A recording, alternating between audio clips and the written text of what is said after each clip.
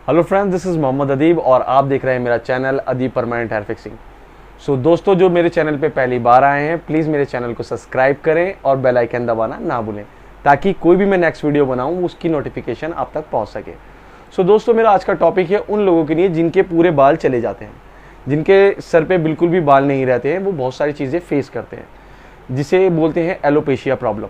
जैसे आज हमारे पास भाई आए हैं राहुल भाई, उनको ये प्रॉब्लम है, तो हमने उनका पूरा ट्रीटमेंट आपको इस वीडियो में दिखाया है। आप हमारी इस वीडियो को पूरा वॉच करें और हमें कमेंट बॉक्स में बताएं कि आपको हमारा वीडियो कैसा लगा। Thank you.